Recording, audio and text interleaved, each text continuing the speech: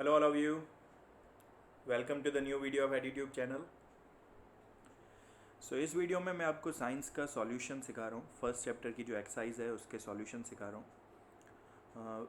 This is very important video because इसमें आप सीखोगे कि किस तरीके से क्वेश्चन आते हैं तो आपको कैसे सोचना चाहिए आंसर को निकालने के लिए, किस तरीके की आपकी थिंकिंग होनी चाहिए आंसर्स को फाइंड करने के लिए. ठीक है, तो चलिए हम स्टार्ट करते हैं एक्सरसाइज का फर्स्ट क्वेश्चन जैसा कि आपको स्क्रीन पे दिख रहा है. क्वेश्चन हम पहले रीड करते हैं.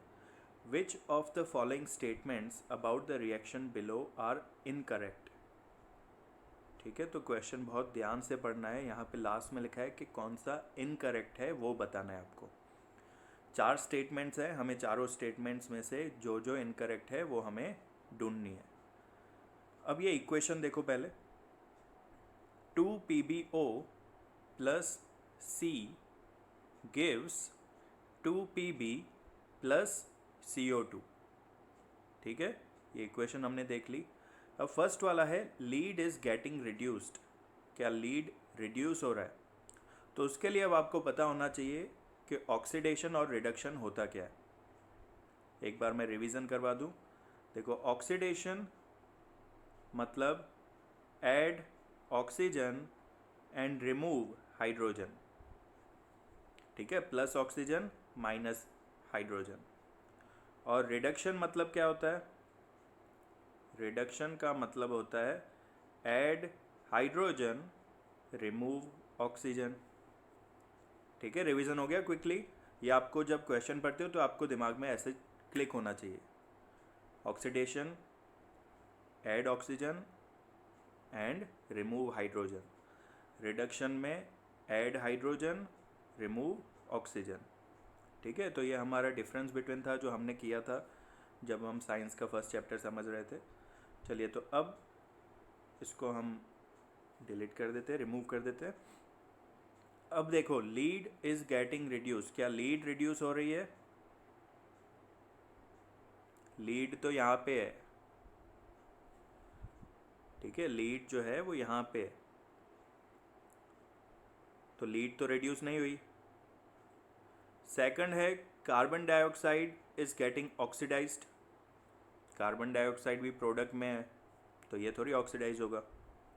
तो पहले के ए और बी ये तो प्रोडक्ट की बात की है, प्रोडक्ट को हमें देखना ही नहीं है. थर्ड देखो, कार्बन इज गेटिंग ऑक्सीडाइज्ड. क्या कार्बन ऑक्सीडाइज हो रहा है?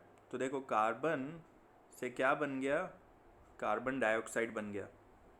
ऑक्सीजन ऐड हुआ है ना उसमें, मतलब ऑक्सीडाइज हो रहा है ना. तो सी वाला स्टेटमेंट राइट है. ओके, सी वाला स्टेटमेंट राइट हो गया. अब डी वाला स्टेटमेंट देखते हैं. Lead oxide is getting reduced. देखो, ये है लीड ऑक्साइड जिस पे मैंने अभी राउंड किया, उसमें से बन गया लीड. तो लीड ऑक्साइड जो है वो किस में कन्वर्ट हो रहा है? लीड में कन्वर्ट हो रहा है. ऑक्सीजन निकल गया. ऑक्सीजन निकल गया मतलब रिडक्शन हुआ. तो yes, it is getting reduced, मतलब डी ऑप्शन भी राइट है. तो सी और डी राइट है, ए और बी रॉन्ग है. हमें देखना क्या है, क्वेश्चन में क्या बोला है? Which are incorrect. तो इनकरेक्ट कौन से हुए? A and B. तो देखो, ए एंड बी ऑप्शन किस में है? फर्स्ट ऑप्शन है A and B, second option है A and C, third option A B C, fourth option is all. तो हमारे जो हमने अभी सॉल्यूशन किया उसके हिसाब से फर्स्ट वाला ऑप्शन हमारा राइट आएगा. ठीक है, क्लियर समझ में आ गया? नहीं समझ में आया हो तो इसी वीडियो को एक बार और रिपीट में स्टार्टिंग से देखो. मैंने ऑक्सीडेशन और रिडक्शन समझाया है. पहले के दोनों स्टेटमेंट क्यों रॉन्ग है? क्योंकि दोनों प्रोडक्ट की बात की है. तो प्रोडक्ट को तो हमें देखना नहीं है. चेंज कहाँ आता है? रिएक्टेंट में आता है ना. रिएक्टेंट में चेंज आया तभी प्रोडक्ट बना. ओके, सो सी और डी वाले जो चीज़ें हैं वो राइट है, ए और बी वाली रॉन्ग है क्योंकि वो प्रोडक्ट की बात कर रहे थे, वो हमें आगे देखना नहीं था. So A and B is wrong. इसके हिसाब से हमारा फर्स्ट ऑप्शन सही हो जाता है. ओके, चलिए अब हम नेक्स्ट क्वेश्चन पे चलते हैं.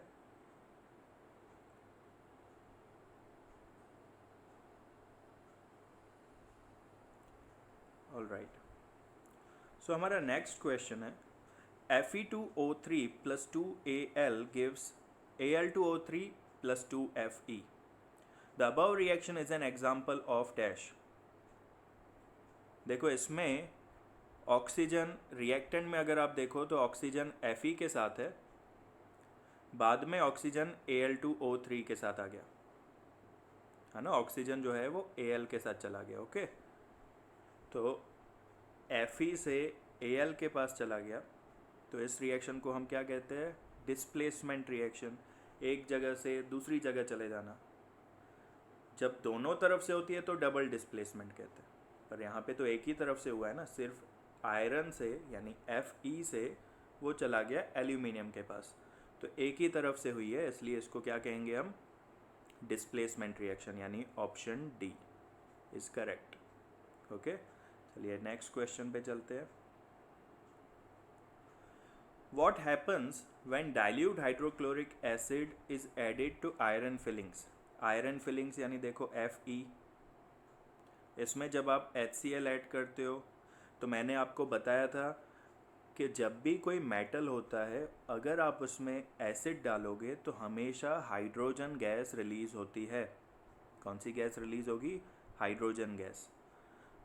ठीक है, तो हाइड्रोजन गैस आपको पता है कि हाइड्रोजन गैस 2 डाई एटॉमिक होती है, यानी H2 आपको लिखना है। ठीक है, जैसे मैंने अभी प्रोडक्ट में लिख दिया H2। तो अब दूसरा प्रोडक्ट क्या बनेगा? अब देखो, अगर आपके प्रोडक्ट में H2 हैं तो आपके रिएक्टेंट में भी H2 होने चाहिए, तो इसको आप 2 से मल्टीप्लाई करोगे। तो अब क्लोरीन कितने हो गए? 2 क्लोरीन हो गए, 2 मल्टीप्लाई Cl यानी 2 क्लोरीन हो गए, और Fe एक ही है, तो आपका दूसरा प्रोडक्ट क्या बनेगा? FeCl2। तो ये आपकी रिएक्शन हो जाएगी। एक बार ये रिएक्शन जो है वो नीचे सॉल्व की हुई है, आप वो देख लो। ठीक है, मैंने आपको क्या समझाया? रिएक्शन को बैलेंस कैसे किया वो मैंने आपको समझाया कि आपको दिमाग कैसे चलाना है। जैसे ही आपने देखा कि आयरन जो है वो हाइड्रोजन क्लोराइड यानी एक एसिड से रिएक्ट करता है, तो हमेशा दिमाग में आपको ये चलाना है, जब भी कोई मेटल एसिड के साथ रिएक्ट करेगा तो हाइड्रोजन गैस रिलीज़ करेगा। अब ये हाइड्रोजन गैस तो होती है 2, H2 होता है, तो इधर भी हमें 2 लगाना पड़ेगा। अब 2 H तो चले गए, लेकिन ये 2 क्लोरीन से भी मल्टीप्लाई होगा, क्योंकि आगे लिख रहे हो मतलब ये दोनों से मल्टीप्लाई हो रहा है। तो 2 क्लोरीन है और एक Fe है, तो आप ऐसे लिख दोगे FeCl2। ठीक है, बहुत इंटरेस्टिंग होती है केमिस्ट्री। मज़ा आ रहा है जिसको, तो बहुत मज़ा आएगा पूरे 10th में केमिस्ट्री में। ओके, सो अब 4th क्वेश्चन पे हम चलते हैं। 3rd क्वेश्चन कंप्लीट हुआ हमारा। 4th क्वेश्चन जो है वो एक शॉर्ट क्वेश्चन है, 2 मार्क्स क्वेश्चन है। क्वेश्चन रीड करते हैं पहले। What is balanced chemical equation and why should chemical equation be balanced? Balanced chemical equation होता क्यों है, होता क्या है, एंड क्यों उसको बैलेंस करना चाहिए हमें? ओके, सो सबसे पहले डेफिनेशन है what is balance chemical equation की। तो जो सेकंड पॉइंट है, फर्स्ट पॉइंट काम की नहीं है, सेकंड पॉइंट पे चलते हैं। In chemical equation reactants and products both side when number of different elements is equal such equation are called balanced chemical equation. ठीक है, तो जिस भी केमिकल इक्वेशन में रिएक्टेंट्स और प्रोडक्ट्स दोनों तरफ, लेफ़्ट साइड पे और राइट साइड पे, जब नंबर ऑफ एलिमेंट्स सेम होते हैं तो उसको हम बैलेंस्ड केमिकल इक्वेशन कहते हैं। अगर आपको बैलेंस्ड केमिकल इक्वेशन का एक एग्जांपल देखना है तो आप जो साइंस के फर्स्ट चैप्टर की वीडियोस मैंने दी थी, अपलोड की हुई थी, तो उसमें भी आप अच्छे से डिटेल में समझ सकते हो कि what is balanced chemical equation. अभी यहाँ पे हम क्योंकि सिर्फ क्वेश्चन के हिसाब से आंसर्स देख रहे हैं तो ज़्यादा डिटेल में नहीं जा रहा मैं। अभी सिर्फ आपको एक डेफिनेशन लिख दी कि जब किसी इक्वेशन के रिएक्टेंट्स एंड प्रोडक्ट्स यानी लेफ्ट हैंड साइड और राइट हैंड साइड दोनों तरफ नंबर ऑफ एलिमेंट्स इक्वल हो जाते हैं तो उसको हम बैलेंस्ड केमिकल इक्वेशन कहते हैं। अब उन्हें क्यों बैलेंस करना पड़ता है? Why there is a need of balancing a chemical equation? So see, chemical equation must be balanced because as per the law of conservation of mass, mass can neither be created nor it can be destroyed during a chemical reaction. जितना भी मास है वो कभी भी destroy नहीं कर सकते। अगर आपने 5 ग्राम एक चीज़ डाली, 5 ग्राम दूसरी चीज़ डाली, 5 ग्राम तीसरी चीज़ डाली, तो जो प्रोडक्ट बनेगा टोटल उसका भी 15 ग्राम होना ही चाहिए। कभी भी जब भी आप रिएक्शन करते हो तो जो आपने चीज़ें ऐड की है उनका मास और जो आपकी चीज़ बनी है उसका मास दोनों का सेम ही होना चाहिए, ठीक है। So the total mass of the elements present in the products of a chemical reaction has to be equal to the total number of atoms of each element remains the same. Okay. Second point, the information about physical state of each reactant. Balance chemical equation में आपको information देनी पड़ती है each reactant की। जैसे किसी reaction के नीचे आपने ये सिम्बॉल्स देखे होंगे, जी यानी गैसियस, एल यानी लिक्विड, ए क्यू यानी एक्वस एंड एस यानी सॉलिड। तो हर एक एलिमेंट के नीचे ये स्टेट, उनकी फिजिकल स्टेट भी बताना ज़रूरी है, ठीक है। चलिए, balance chemical equation shows the change of heat occurring during the reaction. जब आप केमिकल रिएक्शन आप ऐसे लिखते हो, इस तरीके से लिखते हो, तो हम एरो जो हम देते हैं उसके ऊपर हम एक ट्रायंगल जैसा बनाते हैं। ये जो सिंबल है, ये ट्रायंगल का जो सिंबल है वो क्या शो करता है? हीट शो करता है। मतलब आपने रिएक्शन में हीट का यूज़ किया है रिएक्टेंट से प्रोडक्ट बनाने के लिए। रिएक्शन इज वेदर एक्सोथर्मिक और endothermic can be determined by balance chemical equation. Exothermic तो देखो नाम से पता चलेगा आपको, एक्सो मतलब जिसमें हीट रिलीज हुई, बाहर गई, एग्जिट। जिसमें हीट रिलीज हुई वो एक्सोथर्मिक, और जिसमें हीट गेन हुई, एंटर हुई, अंदर आई, उसको हम एंडोथर्मिक कहेंगे। हीट रिलीज हुई तो एक्सोथर्मिक, हीट गेन हुई तो एंडोथर्मिक। ओके, तो ये चीज़ें भी आपको बैलेंस्ड केमिकल इक्वेशन से ही पता चलती है। सो आई होप आपको ये आंसर क्लियर होगा। लेकिन मैं आपको पहले ही बता दूं कि इस एप्लीकेशन के आंसर्स में काफ़ी सारे मिस्टेक्स हैं। सो आपके पास अगर नवनीत की हो तो आप उसी में से लर्न कीजिए। NCERT सॉल्यूशंस भी अच्छी है, but the best one is Navneet. Okay, चलिए तो अब नेक्स्ट क्वेश्चन पे मूव करते हैं। हमारा next question 5th number, translate the following statement into chemical equation and then balance them. Hydrogen gas combine with nitrogen to form ammonia. अब देखो answer मत देखो, आपको सिर्फ क्वेश्चन देखना है और सोचना है कि इसको मैं कैसे सॉल्व करूं। हाइड्रोजन गैस तो आप लिखोगे हाइड्रोजन गैस यानी क्या लिखते हो? H2। Combines with nitrogen gas तो नाइट्रोजन गैस के लिए N2। कंबाइन हो रहा है इसलिए मैंने बीच में प्लस लगा दिया। टू फॉर्म अमोनिया तो आपको अमोनिया का पता होना चाहिए, फॉर्मूला होता है NH3। अब आपको इसको बैलेंस करना है। तो देखो इस साइड हाइड्रोजन कितने हैं? 3 है ना। राइट साइड पे आप हाइड्रोजन देखो कितने हैं? 3। लेफ्ट साइड पे कितने हैं? 2। क्या 2 में से 3 बना सकते हो? क्या 2 में से आप 3 हाइड्रोजन बना सकते हो मल्टीप्लाई करके? नहीं बना सकते ना। पूरा डिलीट हो गया, चलो वापस लिख लेते हैं। H2 plus N2 gives NH3। चलो तो अब आपको 2 हाइड्रोजन में से 3 नहीं बना सकते मल्टीप्लाई। 2 में से 2 में से अगर 4 होता तो हम इधर आगे 2 लिख देते हैं ना, कि 2 2 4 हो गया। लेकिन 2 में से 3 कैसे बनाए? तो जब आपको कोई मल्टीप्लाई वाला नहीं मिलता तो आप LCM करो। क्या करो? LCM। 2 और 3 का LCM क्या होता है? 6। तो अब आपको दोनों तरफ हाइड्रोजन 6 बनाने, 6 बनाने। तो मैं इसको रब करके, यहाँ पे रबर है ही नहीं क्या?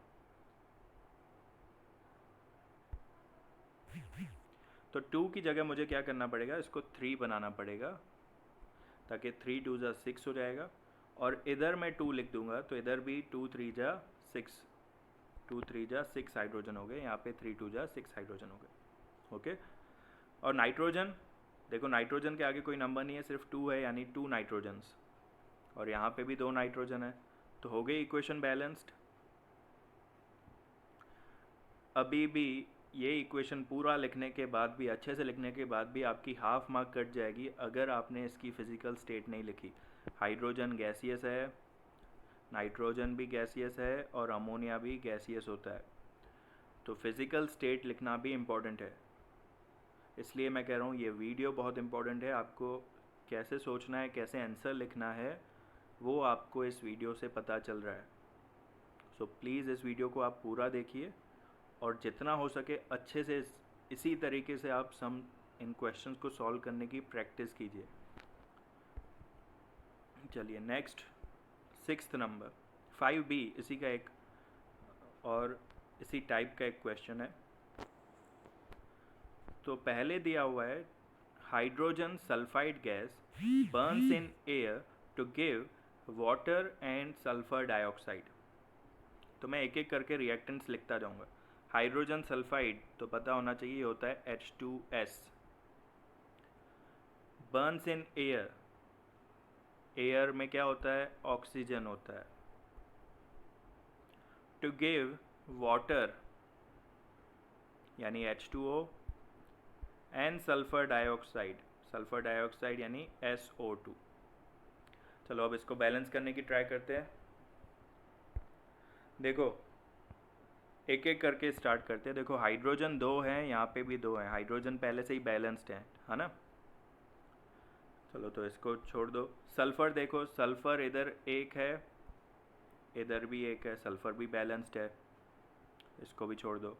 ऑक्सीजन यहाँ पे 2 हैं, यहाँ पे 1 और 2 इधर, कितने हो गए, 3। यहाँ पे लेफ़्ट साइड पे 2, राइट साइड पे 3। 2 में से 3 बना सकते हो, नहीं बना सकते हो तो क्या करोगे, एलसीएम। एलसीएम कितना आएगा, 6। अब आपको 6 बनाना पड़ेगा। 6 बनाने के लिए क्या करोगे, इसको 3 से मल्टीप्लाई कर दोगे और इस साइड 2 से मल्टीप्लाई करोगे, तो दोनों प्रोडक्ट्स को 2 से मल्टीप्लाई करना पड़ेगा। इधर भी 2 आएगा, इधर भी 2 आएगा। अब जब आपने इधर 2 लिख दिया राइट साइड पे, 2H2O एंड 2SO2, तो इसका इफेक्ट H2S पे आएगा। देखो 2H2O, राइट साइड पे देखो 2H2O, तो 2H2 यानी 4 हाइड्रोजन हो गए, तो मुझे लेफ़्ट साइड का जो रिएक्टेंट था H2S, इसको भी 2 से मल्टीप्लाई करना पड़ेगा। तो अब देखो सारी इक्वेशन बैलेंस्ड हो गई। लेफ़्ट साइड पे 4 हाइड्रोजन है, राइट साइड पे भी 4 हाइड्रोजन है। लेफ़्ट साइड पे 2 सल्फ़र हैं, राइट साइड पे भी 2 सल्फ़र हैं। लेफ़्ट साइड पे 6 ऑक्सीजन है, राइट साइड पे भी 6 ऑक्सीजन है। तो इस तरीके से आपको इक्वेशन को बैलेंस करना सीखना होगा। एक तो पहले नाम पता होना चाहिए कि हाइड्रोजन सल्फाइड है तो H2S बोल रहा है, फिर एयर में बोल रहा है तो एयर में से ऑक्सीजन यूज़ होता है, burn in presence of air यानी ऑक्सीजन।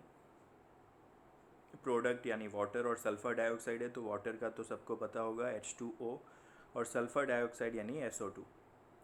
अब हम चलते हैं इसके फिज़िकल स्टेट पे। हाइड्रोजन सल्फाइड क्वेश्चन में दिया हुआ है, हाइड्रोजन सल्फाइड गैस, देखा ऊपर राउंड किया मैंने तो इससे गैस आ गया। एयर तो गैसियस ही होती है। वाटर, लेकिन यहाँ पे जो वाटर बनाएगा वो भी गैसियस फॉर्म में ही बनाएगा। आपको वाटर लिक्विड स्टेट में पता है, लेकिन यहाँ पे जब रिएक्शन होती है, क्योंकि हम यहाँ पे हीट करते हैं, तो वाटर गैसियस स्टेट यानी वाटर वेपर मिलता है। एंड सल्फ़र डाइऑक्साइड भी गैस ही होती है, ठीक है। इस एप्लीकेशन में मेरे पास रबर अवेलेबल नहीं है, इसलिए आपको थोड़ा ये डिस्टर्ब्ड सा दिखेगा equation, but this is the only method to solve a chemical equation, to balance a chemical equation. You have to do correct and error method, trial and error method के try करो, ये number से balance हो जाता है, नहीं होता है तो लेफ़्ट साइड पे फिर वापस चेंज करना पड़ेगा। कभी राइट साइड चेंज करना पड़ता है, कभी लेफ़्ट साइड पे, तब जाके हम इक्वेशन को बैलेंस कर पाते हैं। ये 5th B वाला इक्वेशन बहुत इंपॉर्टेंट है। अगर नहीं समझ में आया तो थोड़ा बैक करके वापस अच्छे से समझो, 2 बार 3 बार रिपीट मोड पे समझो, तभी आपको केमिकल इक्वेशन बैलेंस करना सीख पाओगे। और अगर 10th में मार्क्स अच्छे स्कोर करने हैं, आपको 90 परसेंटाइल से ऊपर जाना है, 85% से ऊपर जाना है, तो हर एक चीज़ पे ध्यान देना पड़ेगा। ठीक है, चलो नेक्स्ट क्वेश्चन पे जाते हैं।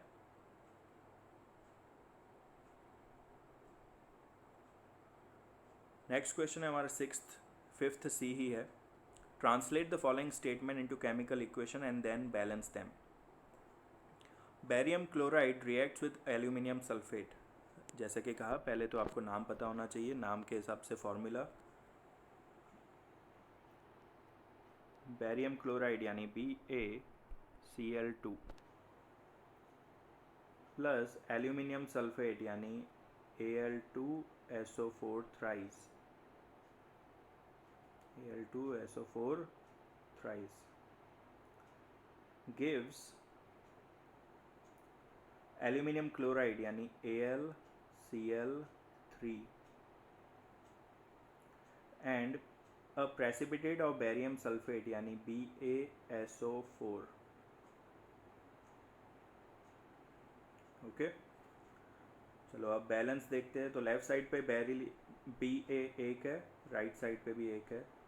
लेफ्ट साइड पे क्लोरीन 2 है, राइट साइड पे 3 है, तो क्या करना पड़ेगा? एक तरफ 2, एक तरफ 3, यस LCM। इसको 2 से मल्टीप्लाई करोगे,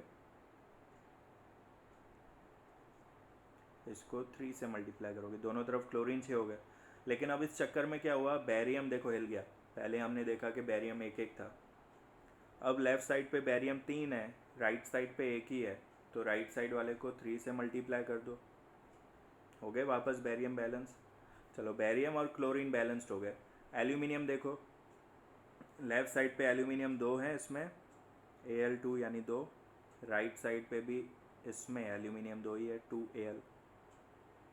सल्फेट देखो, SO4 थ्राइस, SO4 थ्राइस यानी 3 सल्फेट है, SO4 यानी सल्फेट, SO4 थ्राइस तो 3 सल्फेट है, 3 SO4 है। और इधर आप देखो तो 3, यहाँ पे 3 SO4, 3 आगे लिखा हुआ है और पीछे SO4, मतलब राइट साइड पे भी SO4 3 है। समझ में आ गया?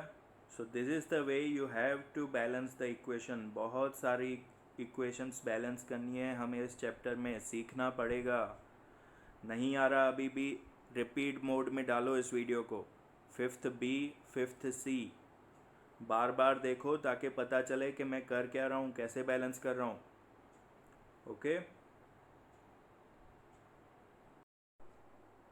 ओके गाइस, तो अब इस वीडियो को हम यहीं तक रख रहे हैं, 5th C तक। आई होप आपको वीडियो जो है वो बहुत पसंद आई होगी। मुझे इस वीडियो को बनाने में बहुत मज़ा आया, क्योंकि I love chemistry and I love to explain chemistry. So I hope आपको भी उतना ही मज़ा आया होगा। एंड अगर इस वीडियो के बारे में आपको कुछ भी रिव्यू देना है तो प्लीज़ यूट्यूब के कमेंट सेक्शन में ही आप अपना रिव्यू बताइए कि आपको वीडियो कैसी लग रही है। एक और तरीका भी है वीडियो का रिव्यू देने के लिए, आप प्लीज़ इस वीडियो को लाइक भी कीजिए एंड अपने फ्रेंड्स के साथ शेयर भी कीजिए ताकि उन तक भी ये नॉलेज पहुंच सके।